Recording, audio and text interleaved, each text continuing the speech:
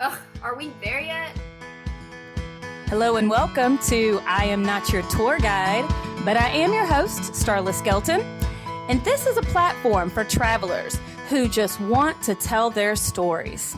Some of us need a creative outlet to relive our feelings via storytelling. So I'm doing a deep dive into individual perspectives of people who enjoy that commute around the world. So today is going to be a good day because I have one of my favorite people, favorite travel partners. She really is. And I don't just throw that out there very lightly. I don't just say that to everybody. But today I have my really good friend, Nyja. Nyja, thank you for being here with me today. Oh, thank you for inviting me, Starla. Yes. I'm so excited. Okay, good. Yeah. Well, you look great. I know listeners can't see you, but you're looking good. The hairstyle is it's ready for travel. Oh, yes, it is. Freshly, trimmed and ready for 2023 year of traveling all over, everywhere, as many places as I can go. Yeah, and that seems to be your new mantra lately. And just to give the listeners a little bit of a background, I met you through a mutual friend, and you were dating Mike, who was my friend, and you are now married to. Mm-hmm. But we all went on a trip to a cabin. And Nyja and I just ended up bonding on this back porch cabin swing, looking over the mountains in LJ. And we were just like, yeah, let's just travel the world. Isn't this great? Isn't this wonderful? Yeah. And that was kind of how we started. We kind of started with a bang. We kind of started with without sounding weird, with a lot of passion for each other. Cause we were like, yeah, like, you're awesome. Instant friendship. I'm awesome. Yeah. Yeah. And it just it clicked for us. So since I met you, and this was 12, 13 years ago, your curiosity, 12, 13, your curiosity for travel and wanderlust has skyrocketed.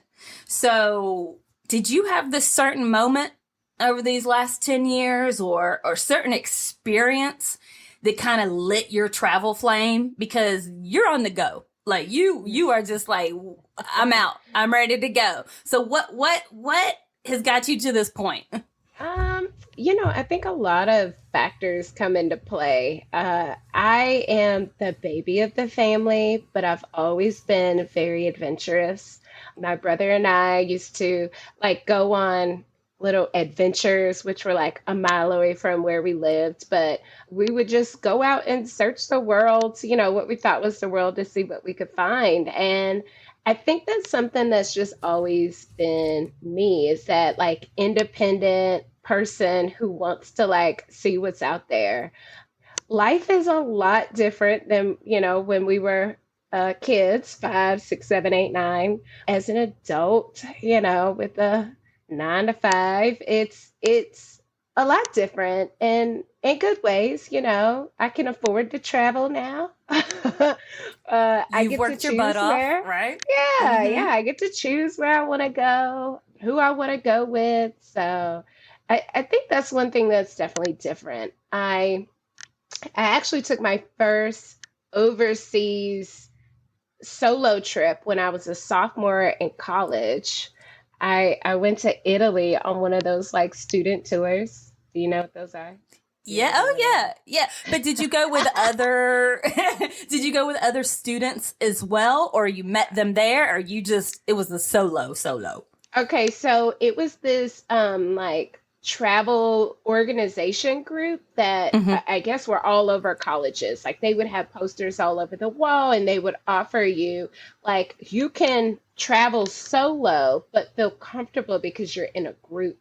So there was a bus that picked us up from our hotel, dropped us off. We had meals, so we knew when to get on the bus, when it was time to go, and when it was time to go from city to city. So it was solo in the fact that I rode the plane by myself. I had to figure out what I'm going to do while I'm in each city by myself because they didn't organize those tours. But other than that, it wasn't solo. They organized the hotel, they organized the bus, they told us Right. when to be on the bus. But that was my first time overseas by myself. So like when you started coming out of your shell, I mean, you've always been adventurous as a kid, but when you Hmm. decided to kind of take it outside of the country, I know that you grew up in Kentucky Hmm. and in a family in your, okay, how about this? Within your family, did you do a lot of traveling whenever you were younger together? Sort of. So Mhm. we wouldn't go to places that other people might think were like, ooh, travel destinations besides Disneyland. Like we went to West Virginia to go and visit my dad's good friend. We would go to like the state parks around Kentucky. We would go to like Cincinnati Zoo. So like that would be the extent of our like travel, but we would like stay overnight, you know? No, Um, that sounds fun. so it was a lot more like local, but as a kid, driving more than an hour away felt like travel. We would every summer go to my grandma's house in Eastern Kentucky, and again, that felt like travel. Felt like you were going to adventurous Eastern Kentucky, which it's not that adventurous, but as a kid, it felt like it. So, whenever you actually started going on these trips in college, were your Uh-huh. parents nervous for you? Oh, absolutely. My dad told me not to go. He was like, don't go. And I was like, why wouldn't I go? You're going alone. You don't know anyone over there. I can't get to you. And, sophomore year in college, so 1920, that's like, who cares? You don't need to come get me. Of course, as an adult now, it's like, no, people need to know where you are at all times. Um, my brother really supported that trip. He was like, "Who cares what they say? You should just go. Just pack your stuff and go." My that trip was that trip. It started off really, really good, and it ended well, like the overall trip. But I had to go back, like flying back from Rome. I had to fly into New York. Well, my brother was supposed to get my hotel in New York, and he never sent me the confirmation. So I get to New York, and it's some convention. I'm calling hotels. Everybody's booked except for this one hotel in like Queens, New York, that was by the hour. And the guy, like at the airport, was like, "Listen, they've got two rooms available. You need to hustle." And the guy in front of me was hustling too. So we get there, like we're in the taxi and we're going, right? And we're in line and it's like two people in front of me, and the lady at the desk says to the lady at the window, "Okay, ma'am, so for 2 hours it's going to be $100." And I'm like, what Uh-uh. the hell, where am I? No. So, did you book it? Literally, I had no other choice. So my dad was like, "Listen, you could sleep in the airport." And I was like, "That seems dangerous. I'm not going to sleep in the airport." So I got the room and I said, "I am going to be out of here as soon as I wake up. I'm getting in a taxi. I'm going back to the airport." So I walk into the room, Starlet, and no joke, it was disgusting. It had like in the middle of the room, it had like mirrors on the wall with this heart shaped spa tub. The TV was one of those old school box TVs hanging in the corner of the wall. The bathroom wasn't clean. It was disgusting. I slept on top of the sheets in my clothes, and literally, as soon as 6 a.m., I got up and out of there. I was like, "Get me home. Get me home." Oh my gosh. That was my That, first time in New York. And I was like, wow, what an experience. wow. Have you been back to New York since? Yes, yes, yes, yes. Okay. I love New York. But I Okay. would never stay at that hotel. Okay, zero Right. stars. Right. You're not New York on a budget kind of girl. You're like, No, no. I will pay the extra dollar. Okay, for oh my, cleanliness. oh my, oh my God. Okay. So, what's the shortest amount of time from having that original thought, like, Thailand would be fun, to actually taking it? Like, what's the shortest amount of time? We're still working on Thailand, aren't we? We're still working on Thailand. You talking to me? Yeah. Yeah. So for that one, forever. But just, in general, how long do you plan for your trips now? Well, I like to be able to do and see everything that I want to. So sometimes that does take a little more planning. So what kind of example? I mean, 8 months, 7 months. I mean, am I someone who would go? Yes. Actually, no. Hold on. I got invited to Costa Rica last year. Like 3 months before the trip. Hey, you want to go to Costa Rica? Absolutely, I'm going to Costa Rica. But I didn't have to plan any of that, so. Right. Debbie and Rachel did all that. Oh, yeah, they did that. So if I had to plan it, I need a little more time. But if someone else is planning it, you just tell me when to go, and I'm ready. Like my suitcase is already packed. Would you rather plan it, or would you rather just show up, or both? Like there's a time and a place for both. I enjoy both. I mean, it was really nice to, meet y'all at the airport with my passport and some and some clothes. Like that was really nice. And text me from the Delta Lounge and say, hey, do you want anything? Because I'm hanging out in the Delta Lounge. Okay, I've gotten a lot bougier with my traveling. Only because my husband gets a lot of points, so I'm able to, do that. So thanks, Mike. Mike. Thanks, Mike. No, I really did love, and I told you every step of the way, I love this trip because Costa Rica I didn't know what to expect, really. I'd never been to Central America. I didn't know. So, like, for someone else to plan that kind of trip, that was perfect for me. Right. Costa Rica is different than Mexico. Well, to, Mexico, the touristy Mexico, like Cancun or whatever. It's different. Like, no one's bothering you or haggling you or following you. Like, no one followed us. Nobody haggled us. Nobody, like, it felt really comfortable. And so I didn't know to expect that. So for a trip where I really don't know, I would love for someone else who's been there to kind of plan it. Right. And I was going to point out the kindness of the Costa Ricans as well is always such a big thing. Because do you remember when Rachel lost her shoe in the waterfall and the guide gave Rachel his shoes and he walked back that hour hike barefoot with no shoes. Just so he could do this every day. Yes. Yeah. So I just wanted to point that out. Like I have been the multiple times I've gone to Costa Rica.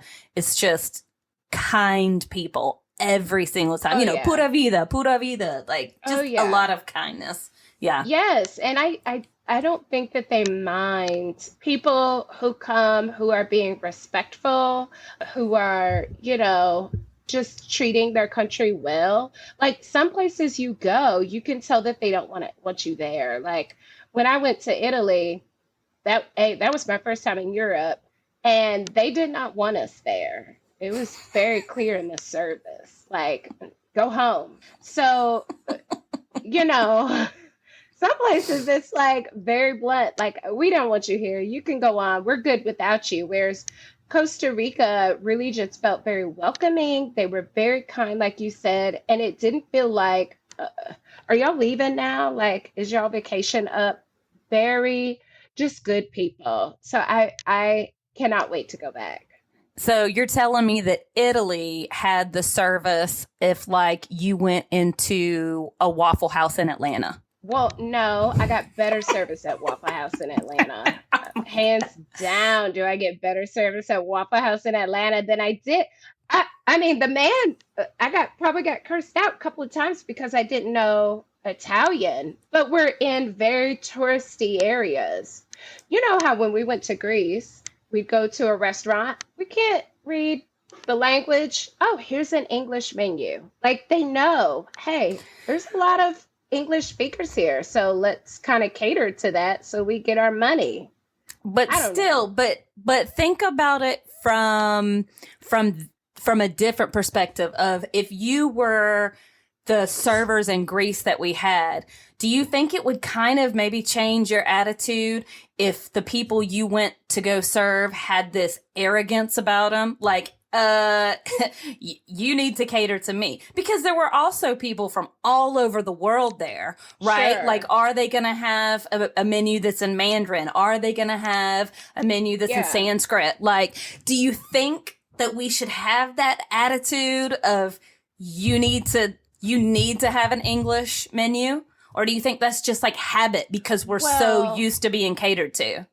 I think in Greece they had it out of because the people who travel to Greece, maybe just their experience, that's why they've had English menus. We didn't demand an English menu. We were going to take Right. whatever they gave us. We would Right. have ate whatever they gave us. We don't Because have there's a clue nothing what they're bad there. There's right, nothing bad to right. eat. It's just the same shit, okay? It's just the same Greek salad with tomatoes and no lettuce. So, I mean, they were going to give you some food. They were going to feed you. You just may not have wanted it. Okay, so speaking of Greece, while we're on Greece, so last summer, you and I and your sister were in Greece, and you were just very like, go with the flow. I was like, oh, let's rent a car here. Let's do this here. And you're just like, yeah, let's do that. Oh, sure. I'll try that. Oh, sure. hmm Yeah, sure. Whatever. Like, have you always been that way with travel? Here's what I will tell you. I when I travel with my husband, it's different, right? Because if I don't be more forward, then we'll just end up on a golf course, right? Everywhere we go. So I have to be a little more assertive. Right. Right. when Yeah. I'm traveling with people like my sister who's so excited, like I want her to have a great experience. So Mm-hmm. whatever you want to do, I'm gonna go along with. And then for you, I just kind of envision you as the expert. So if the expert says rent a car, well, let's rent a car. If the expert says we're gonna ride the bus, we're gonna ride the bus. So I can be very go with the flow, but there are times where I'm like, I have to be either a little more assertive. Um, I also don't. Here's a secret you may not know about me that you're learning. Oh, I'm excited. I don't like to share a room when I travel. And so you'll also get a different vibe from me if I have to see you when I wake up and when I go to sleep and Right. throughout the day. So, I think some people would say I'm a pretty easygoing traveler. Other people might say, she gets a little moody by day three, which is very true if we're sharing a room. Or if you're my husband, you might say, she's a little more bossy. Right. Okay. So it just depends who you're with, the situation, what role you're in on the trip. Yeah. Okay. Yeah. Okay. Yeah. So So when in you Greece, it was easier for me to be a little more laid back with it because, again, if it was me and my sister, it might have felt a little different for her, right? I probably would have been a little more bossy. But since I had another travel expert, I was like, let me lean back. She know. no, most of the time I'm faking it. Okay. Let me just throw that out there. Most of the time I'm just like, okay, what have I done here that did not work? And then I'll just try something Yeah. else. Right. So you and your fabulous husband, Mike, you guys, you travel well together. And hmm so you made the decision to rent RVs and travel, two different trips, one in Alaska and Yes. one in Iceland, right? Right. So Okay. Alaska was our first long haul trip, long haul, because it feels further than when you go to California or like go to Vegas, and it is miles wise, but the flight maybe because of how high they fly, you get there in about 5 hours. But it feels more of a long haul, like you feel like you're on a flight for 16 hours for sure. Right. Mm-hmm. Yeah. Whew. Yeah, So yeah. yeah, So it was so so it was long. So then you got there, and what made you say, "Hey, RV"? okay, so we planned the RV part before we decided on Alaska. So we were talking about going on a trip. Like, wouldn't it be cool to like rent an RV and go around the United States? Like, we were talking about like places we could go in an RV. And, it's now my new retirement plan is that we just travel the United States in an RV, which may or may not work for us. But I was about it's to just say, are in you my retiring by mind, yourself or with Mike? we'll be in two separate RVs. Okay, So I'll come drive yours. yeah, come try mine. It'll be a great time. So I like Google, like we were thinking, like, okay, how could we do that for a trip? How long would it take where we would want to go? And my brother got stationed in Alaska as we were kind of talking about that. My brother came to visit us before he went, and my brother ended up driving from Atlanta to Anchorage, Alaska. What? He drove. He drove himself. And Yes. that, what an I love ultimate, that. right? Ultimate trip. So either way, we're thinking, okay, well, let's go. Wouldn't it be cool to go and visit your brother? It'd be great. All right, well, let's get our RVs. That's kind of how that thought process came along. And that's why we picked Alaska because my brother was there. So it'd be a cool way to visit him, to see a different part of America. And let's try this RV thing out. So we flew from Atlanta to Anchorage. So the RV park place, like where they rent them, looks just like any other, what is it like called like Camp World RV, like where you would buy an RV, except for they're renting them out. And so we got one that has the like drive attached to it, well, I don't know what you would call it, but it's not a detachable one. It's a all included. So, where you're driving it. Yeah, oh, you talking about so you're talking about like Yeah, you don't attach it with a hitch to the you don't back of the attach truck. You it. actually Right. You actually right. drive the whole box. And so we got in our box. We went to the Walmart, which was conveniently located to the RV place, got some gas, and we started our adventure. Oh man. So do you think once you started that adventure and kind of got settled into it and started understanding how you wanted your trip to flow, do you think it was a better way of travel than just renting a car? It was similar to renting a car, but in Alaska, one thing that people forget is there's not a lot of places to hotels. And so when you go in the summer, everyone goes in the summer. So you're going to experience higher room rate per night. Plus, you're renting a car. Plus, they may not have availability. So, as we were like looking at it, it was cheaper to get an RV and put gas in it and pay $5 to stay at an RV park than it would have, to spend $300-400 a night on a two-star hotel. It's not even, remember that hotel in New York? Like that's probably what you're gonna Right. get. Right. Okay. Had you been, driving from place to place and then staying in a hotel.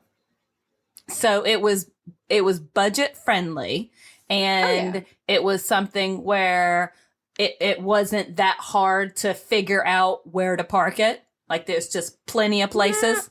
Alaska is a big national park, pretty much. So everywhere that you go, well, let me go back. They have like two highways.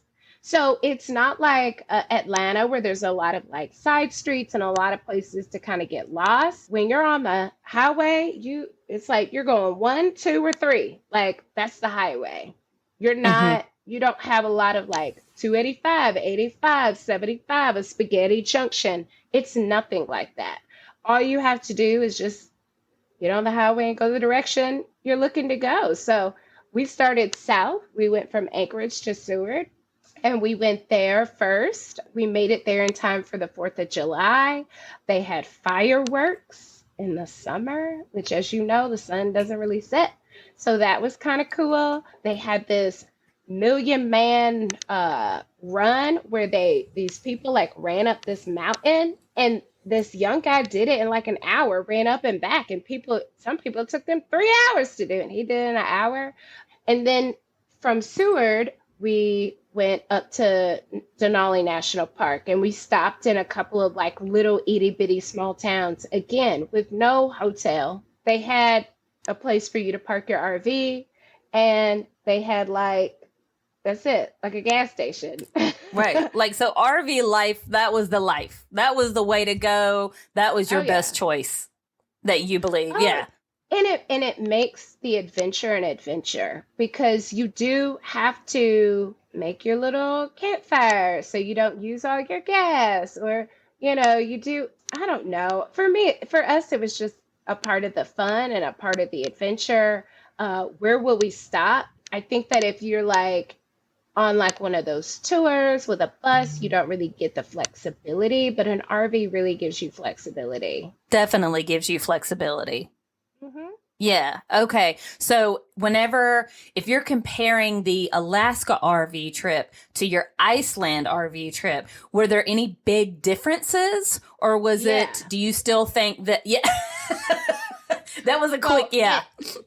in Iceland, an RV was quadruple the price that we paid for Alaska. And so we had to get Oh, a Lord. camper van. We got a camper van instead. And they basically had like a futon in there. And my husband is 6'5", 200 something pounds. We didn't sleep. We didn't really sleep. Um, yeah, no. I'm surprised y'all didn't But stop and get like a bed topper or anything like that. I mean, we would have been better off just camping out on the ground, to be honest. I mean, it was not comfortable. It was hard and uncomfortable, and I had like this much space to fit my body. It wasn't, the camper van probably works for smaller people and for solo trippers, right? So if it's just you, it's big, it's enough space. But if it's you and someone else, there's not enough room to store your luggage. Mm-hmm. So, So yeah, that was an adventure in itself. You yeah. were having to get used to sharing your personal space with your big old husband in a You tiny little know, RV. I don't even know if it was personal space. I think we just didn't have the space. It was like half the size of a twin bed. Only one person can fit there. Like it was literally small, like literally What? a sliver. It wasn't like it was a queen bed, Starla. I know how to snuggle, but it was not, you couldn't snuggle. I basically laid on the wall, like with my back to the wall. That's how I slept, with one eye open. So that in itself is a story. But on your RV trip around Iceland, was there any sort of moment that stood out to you on that trip? Oh, the camper van, Iceland camper van. Iceland, I'm trying to think. Iceland for me was pretty, here's how I'll explain it. I would go back to Alaska hands down, without a doubt. You could say, Nyja, let's go. I'm ready to go.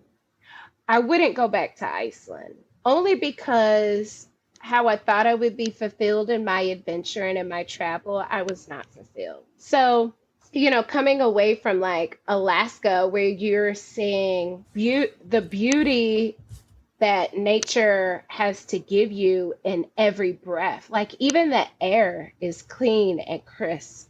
We didn't have a lot of interactions with locals. It was a lot of like either people who were working there for a season or people who were traveling there. But you don't really have to see a lot of people if you don't want to. Alaska just provided you with that potential for danger on your adventure or the potential to get lost. And I felt more welcome to do that. It felt like that was the place for it. It's the last frontier. Right. Where Iceland felt a little more drab. It was very European, but it felt more like Eastern European. There was natural beauty, but with the natural beauty came a lot of rain and freezing weather and very crowded. So Iceland isn't like the spots that we visited, which was like the south. Literally, it only has three highways. The south highway was very crowded. So all the stops had a lot of people. All the stops were cold along, the coastline, which it should. But it didn't get feel that sense of like dangerous adventure. Felt more cold and uncomfortable. But the best thing that we did in Iceland for sure was we hiked up a glacier, and that was the best part.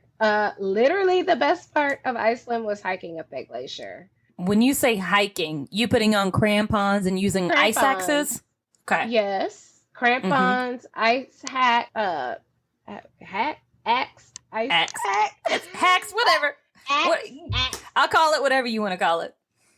One of those. We used that. I mean, we had on gear. We even had to put on one of those harness things just in case we get Yeah, clipped. harnesses. You were roped together. Iceland was cool, but again, I wouldn't have to. I wouldn't be on a boat to go back there. I'm glad that I went. I'm glad that I saw. The glacier was great, really cool, and terrifying all at the same time because people have been known to fall through those cracks. And I asked our guide, I said, because this glacier went out all the way to sea. Obviously, because of global warming, you can see how it has receded back.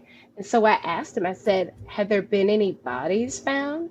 What did he say? He said, I don't know. I'll have to look it up. But I'm Mm, sure there's been bodies or clothes or remnants of probably bodies because they're just frozen in time.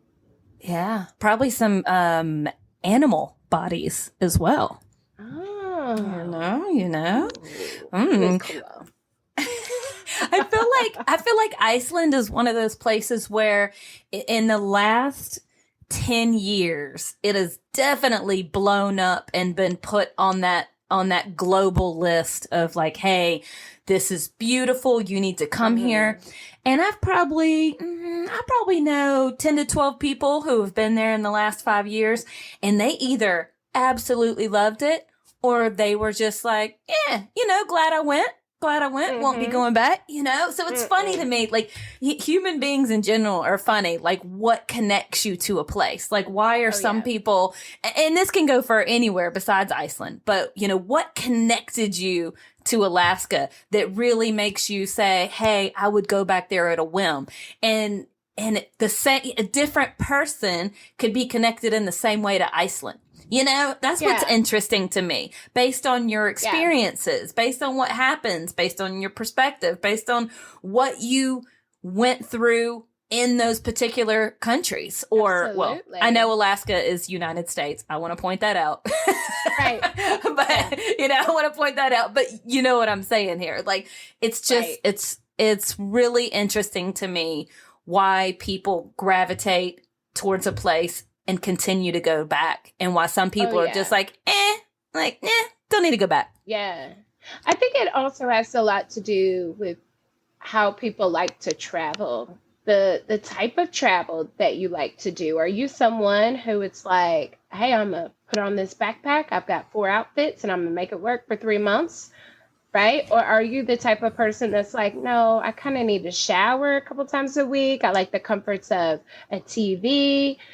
I think that also draws people to different parts of the world, and why they That's may true. choose to do one type of travel over another. Because someone who's really bougie, like on a scale of 1 to 10 of bouginess, I'm not a 10. Mm-mm. Nowhere near 10. I'm not going to, be pissy over, having to What would sleep in you tent. what would you rate yourself? Bougie scale, Ooh, 1 to on my 10. bougie level, Mm-hmm. well, I think it also has to do with who planned the trip, right? Right. So if I'm planning the trip, it's gonna be more about a 7 Because there's some Okay. luxuries. Like I want hot water, I want heating, I want air conditioning. I would like a bed. I'd like my own room. I want us to eat well because I think when you travel, you should have good meals. But if someone else plans the trip and it's someplace I've never been, I'm just gonna take what I can get and just remember the luxuries that I had in the airport. Okay. Okay, so could you bring your bougie factor down to a 3 if somebody was like, "Hey, I got a Mm. hostel. We're sharing a shower. Bring some flip-flops." Not really sure Okay, how where are we often. going? Where are we going now? In this instance, we're gonna go to Bocas de Toro, Panama. You take entirely too long to Okay. answer, so let me just say it. Nah, your bougie scale, it don't fall below a 5. Okay, hold on. Okay, the reason why I would say no, Starlet, is because Panama, I feel like there might be mosquitoes, and okay, that would not be good for me. I feel like you said a hostel, so I might have to pay extra for hot water. That might not roll with me. I don't think they have a switch. They're like, "Oh yeah, you want hot water? let me just turn this switch." No, Now we got if hot you want water. hot water, you get to shower first. You got to pay to shower first. That's what it is. You got to pay extra shower. I wouldn't know. Would I ever go to Panama? Probably. Like You if you would. said, It's Nyja, beautiful. we're gonna go to Panama. You're coming with me? Absolutely. But if it's like my husband and I, we're not going there. We're not going. Right, right, Yeah. right. There's no Okay. Hilton. There's no Marriott. We're not going. Okay, so if we going back to your RV, tell me this. Mhm. Tell me and the listeners what's something you would have done differently before renting one of those RVs. Nothing different for the RV itself, but we would have flushed the black water before we flushed the gray water. Okay. Okay. We learned the hard All right. way. We learned Okay. the hard way. We learned the hard way, okay? So we flushed the gray water first, and then we were supposed to flush the other one. And the guy at the RV park and Keaton said, "Y'all did that wrong." And we're like, "Oh, hell." But the tube was already in the thing. So how are we going to flush? It was a whole thing. Okay, so let me rephrase that question. If there's something that you could say, "Hey, this is what you need to know before renting an RV."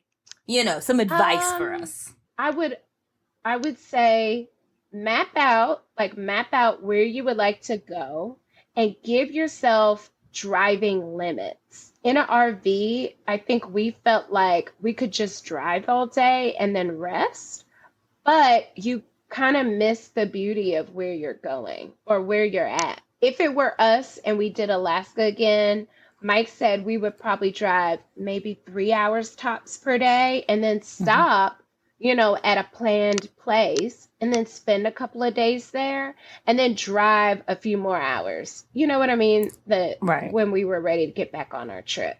Mm-hmm. The driving in Iceland was a lot. I mean, we were driving 5, 6 hours a day to get to what we thought would be something. That was a lot. That's a lot. You're missing a lot. You're not able to kind of like immerse yourself in where you are when you're driving more than half of the day. And then he'd be so grumpy and exhausted, he eats dinner and then, now it's back to our little futon in the in the camper van. In the RV, same thing in the RV. Like you don't want to miss the beauty of the place that you're at. Take your time. Give yourself lots of time to travel. We probably could have done it a little longer. I think we were only there 8 days, but we probably could have done 12. We probably could have done 12, Mm-hmm. and Yeah. still had a great time. Spent more Right. time in Denali. So with all these adventures that you've had, your whole life, but really I feel like you've just been go, go, go for the last 5 years. You're like, where can I go next? Where can I go next? These trips, what effect, if any, have they had on your life? Well, it's reassuring freedom for me and independence. Every time I go, I feel more and more grateful that I get to go, that I get to have the experience. Every time I go, it's like there are moments in the trip where I'm instantly reminded, like, whew, look at you, girl. You get to be here. You get to travel here. And so coming home, it just allows for me to stay in a place of gratuity, like being gratitude, being grateful and appreciative. Yeah. So I think that's what travel has done to me, is reminding me to, be grateful. Not necessarily because I'm going to places where I'm seeing turmoil, but because a lot of people don't get to have this experience. A lot of people aren't able to just pack their bag and go. A lot of women don't feel comfortable, traveling to, not like I'm going to very exotic places, but a lot of women don't feel comfortable going to a lot of places outside of the place that they know. This year, I'll be taking my mom overseas. She's never been on a plane longer than a couple of hours. And I am so grateful that I get to, treat her to that experience that she would not have had. My dad has been to the Caribbean, but he's never also taken a flight on the other side of the pond. And I'm hopeful in the next few years that I can take him to Antarctica. We're going to do an Antarctic cruise. Oh my God, that's going to be amazing. Yeah. Yeah. You can come. It's $10,000. Don't be.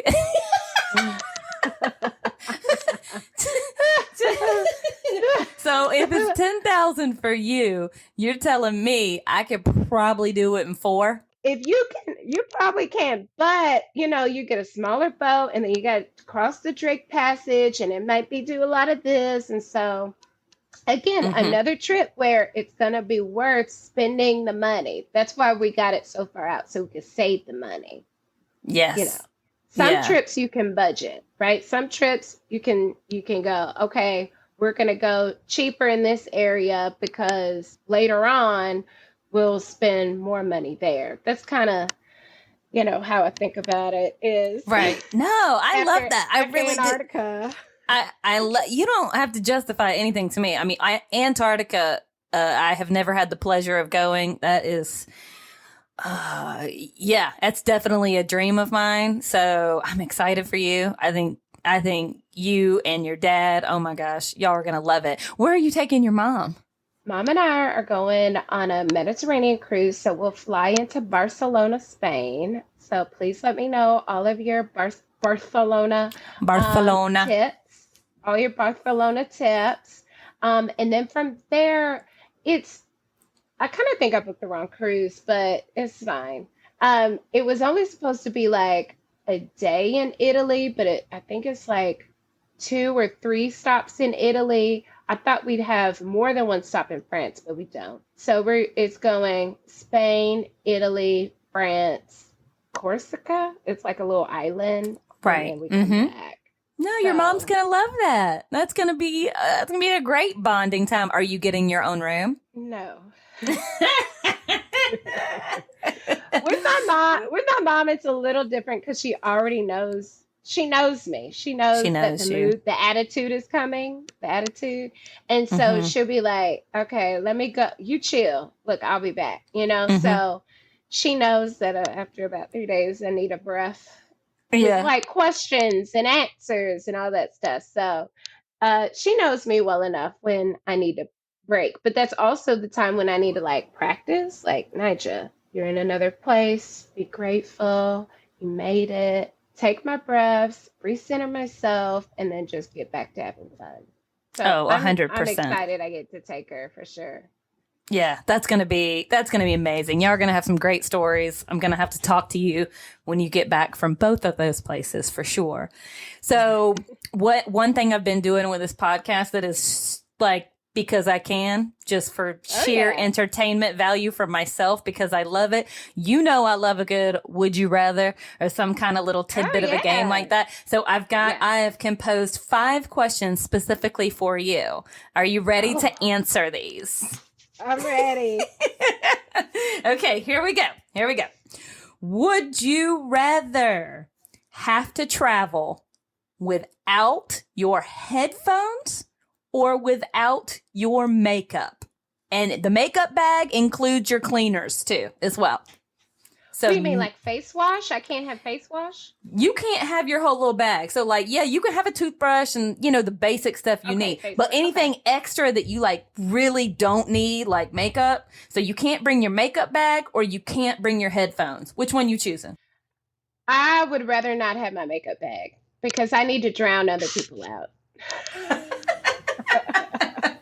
Okay. I had a feeling you were going to choose headphones. Like, I'm the person who always forgets headphones. Well, I forget headphones and makeup, but, you know, whatever. But I knew you were going to choose those headphones to keep. Okay. Oh, yeah. Number 2. You're in row 32A. But this plane is not even that full. So you got A, B, and C. You got a whole little row, right? And you're in coach. Okay. It's all open. You got it by yourself. So if you're flying from here to Europe, would you rather have those 3 in a row by yourself or you're sitting in first class next to someone who keeps asking you to hold their drink? You know, when they got to put their tray up and down, when they got to get up and go to the bathroom, they keep, you know, asking you to do stuff for them. Now, Starla, what do you think I'm going to say?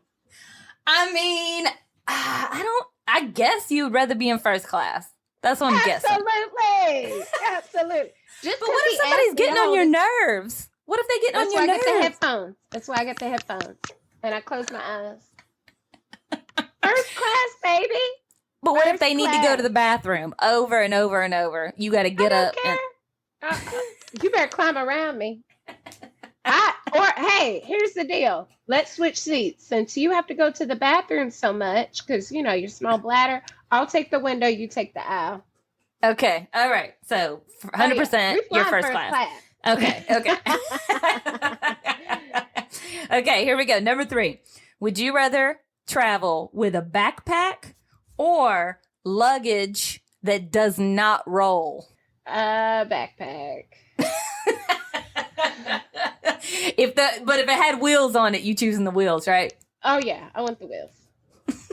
That backpack got heavy, Starla, and it's so hard to choose. Like, what do I bring? What do I take? And you know, in Greece, I had to let some things stay because that backpack was getting too heavy. So. Yeah, you did. You had to drop some stuff off.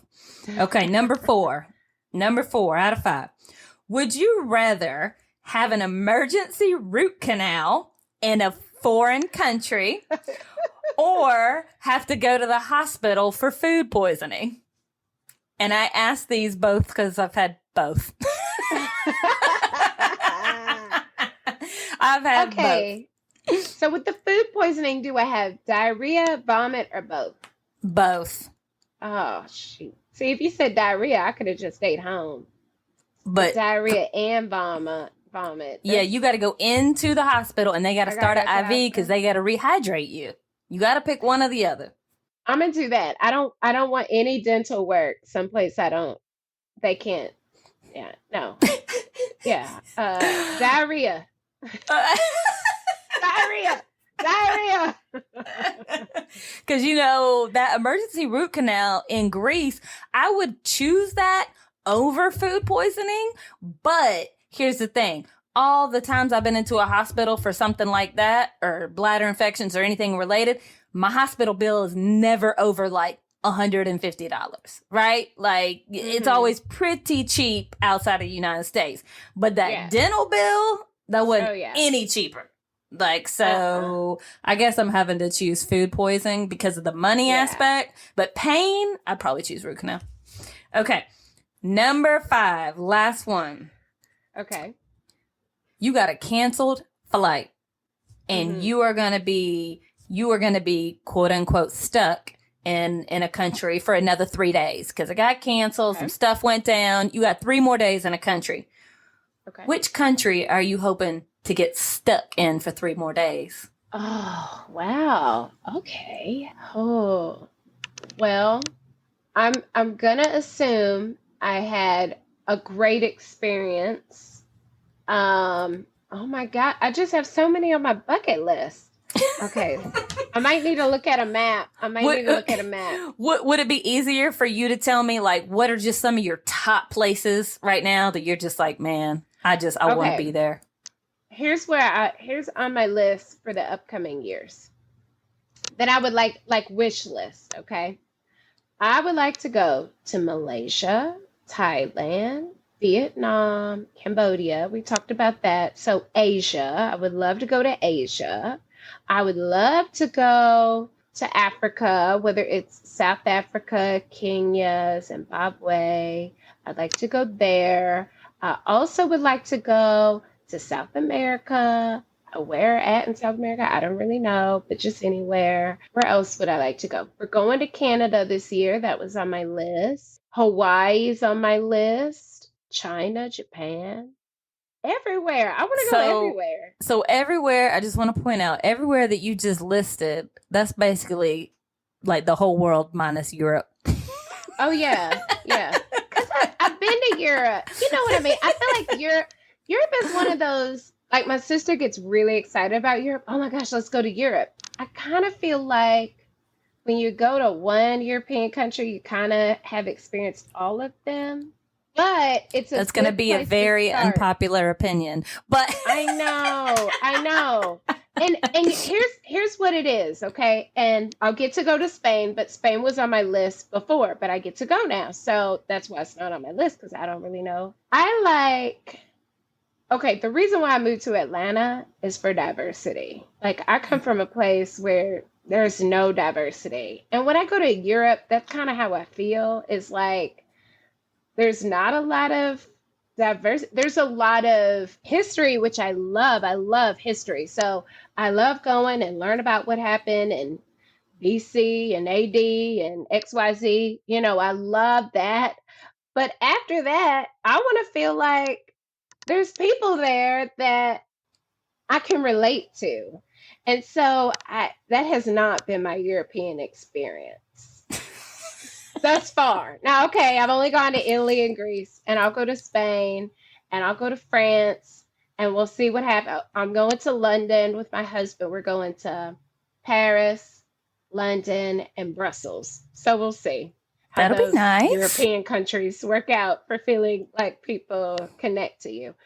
But that's just me. So I don't know. I know it's unpopular, but I feel like once you see one European country, you kind of get the gist of what it's like. It's not as unique. I feel like, though, Central America is more unique because there's a lot more mixing of people and cultures. So you may go to Belize, and that looks different than Honduras, which looks different than Costa Rica, which looks different than your next country. You know, I feel like that feels more like we're United States. It's like you go to a different state, it feels like a different country sometimes. Alaska does not feel like Wyoming. Mm-hmm. Yeah. Yeah. You know? So it's all about perspective. Absolutely. Right? Okay, so I have one more question for you just to kind of wrap it up. And it goes a little bit deeper. So, do you remember that movie and slash book called it was written by Cheryl Strayed, and it was called Wild? Yeah. And I think Reese Witherspoon played her character. Movie. Right. Yeah. So in that book, she writes, you get to define the terms of your life. So to me, even though that's just a really short sentence, it just made me think a little bit about places that I've been and things that I've done. And I know you've started exploring new places in your life. So do you think that this exposure that you've had to new conditions, new continents, Do you think it's helped define who you are as a person? That that's an interesting question. And I think some people would definitely say, yes, my ability to have this experience or a shared experience with some share an experience in an adventure or a different culture or different people has dramatically shaped their life. I would say, or define, I would say that travel has enhanced my life, but has not defined my life.